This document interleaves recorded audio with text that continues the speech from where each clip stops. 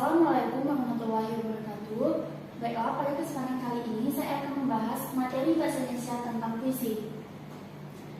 Di sini saya akan memperkenalkan diri saya. Nama saya Dika Epiza Agustina, NIM 2054107, kelas Tadris Bahasa Indonesia 4A, dosen pengampu Bunda Umum Koyer MPD. Baiklah, di sini saya akan menjelaskan materi tentang puisi. Pengertian puisi. Menurut salah satu ahli yaitu Herman Waluyo menjelaskan bahwa puisi merupakan karya sastra yang mengungkapkan pikiran dan perasaan penyair secara imajinatif dan disusun dengan memfokuskan semua kekuatan bahasa dalam sebuah struktur fisik dan struktur batinnya. Selanjutnya di sini terdapat ciri-ciri puisi. Puisi memiliki beberapa ciri sebagai berikut. Yang pertama, bahasa yang digunakan dalam puisi lebih padat dibandingkan prosa dan drama. Yang kedua, puisi memiliki rima atau sajak yang teratur. Dan yang ketiga, puisi lebih menggunakan sajak syair atau pola pantun khususnya pada puisi lama. Dan yang keempat, puisi bersifat simetris. Dan yang kelima, puisi memiliki makna konotatif. Dan yang terakhir, puisi terdiri dari kesatuan sintaksis atau gatra. Unsur-unsur puisi. Yang pertama, struktur fisik puisi. Struktur fisik puisi merupakan unsur dari puisi yang dapat dilihat dan diamati secara langsung dengan mata. Struktur fisik puisi terdiri dari yang pertama, tipografi atau format puisi. Dalam tipografi, kita dapat melihat pengaturan baris, batas tepi kertas kanan, kiri, atas, dan bawah, serta pemilihan jenis huruf yang digunakan oleh penyairnya. Tipografi ini berpengaruh terhadap pemaknaan dari isi puisi. Selanjutnya yang kedua, diksi.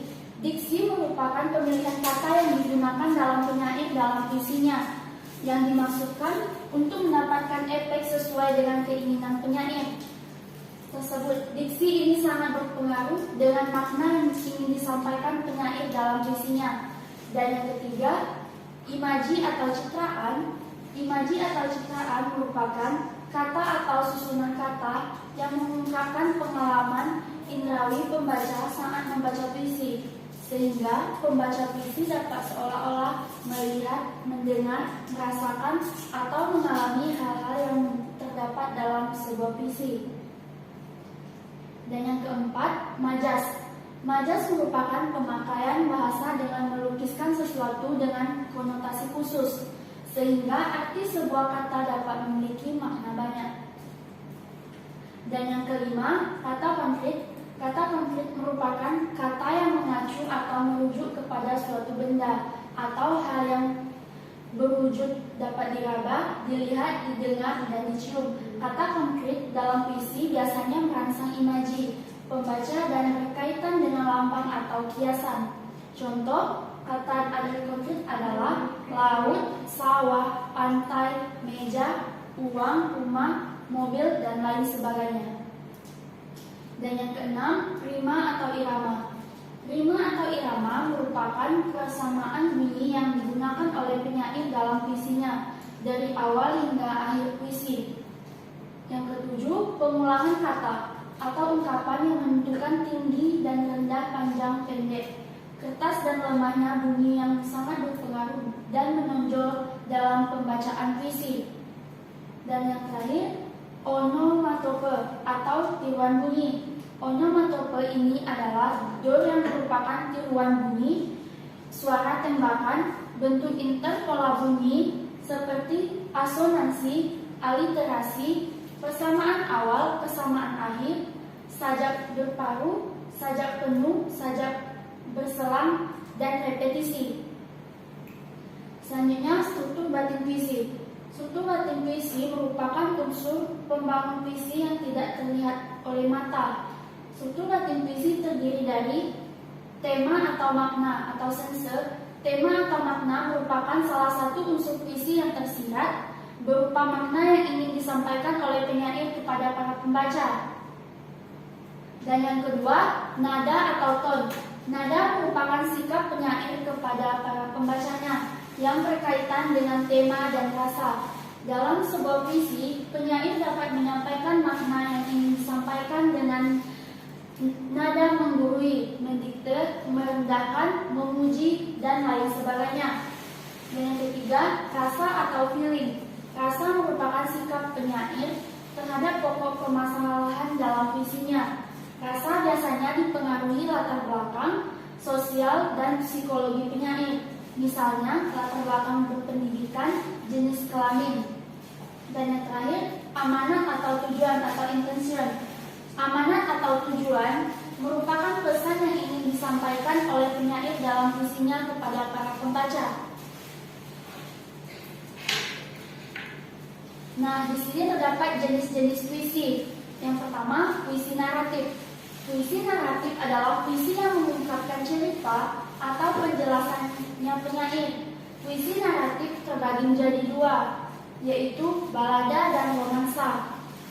Yang pertama, balada adalah jenis puisi yang bercerita tentang orang-orang perkasa maupun tokoh pujaan. Contohnya, puisi balada ini pernah ditulis oleh W.S. Chandra yang berjudul Balada Orang-orang Tercinta.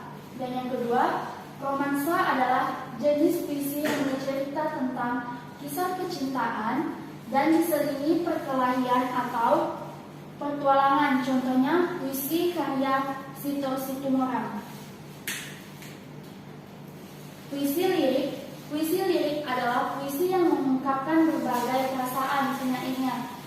Puisi lirik dibagi menjadi tiga macam, yaitu elegi, serenada, dan ode. Yang pertama, elegi adalah puisi yang mengungkapkan perasaan duka dari si penyairnya. Contohnya, elegi Jakarta 1 karya Asrul-Sani.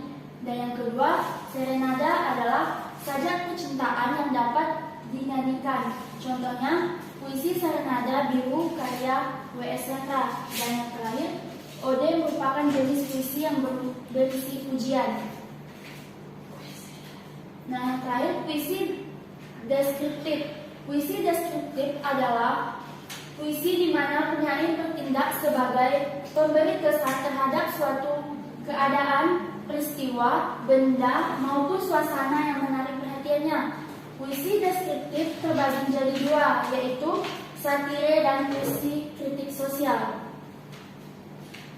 Nah, di sini terdapat bentuk penyampaian puisi. Yang pertama, membacakan puisi. Sesuai dengan namanya, membacakan puisi berarti menyampaikan puisi dengan bahasa lisan atau melalui ucapan. Dan yang kedua, deklamasi puisi. Deklamasi puisi adalah penyampaian puisi secara lisan juga, namun bedanya penyampaiannya dilakukan dengan penuh penghayatan dan dilakukan dengan luapan kejiwaan, biasa disertai dengan gerakan tangan atau kaki. Dan yang ketiga, pertunjukan puisi. Penyampaian puisi dalam bentuk pertunjukan dibagi menjadi musikalisasi puisi dan dramatisasi puisi. Pada musikalisasi puisi, kamu akan membuat puisi menjadi sebuah lagu. Nah, di sini terdapat contoh puisi tentang alam yang berjudul Keindahan Alam Ini. Betapa indahnya negeri ini, laut yang berombak-ombak, lereng yang bertingkat-tingkat, angin berembus sepoi-sepoi. Berdiri aku di tepi pantai, di bawah langit yang membentang, merasakan negeri keindahan Indonesia yang kusayang. Indonesia negeri khatulistiwa, beribu nikmat di dalamnya, pemberian dari Tuhan Yang Maha Esa, agar bersyukur kita kepadanya. Nah, itulah materi yang dapat saya sampaikan. Lebih dan kurang saya mohon maaf. Saya akhiri. Wassalamualaikum warahmatullahi wabarakatuh.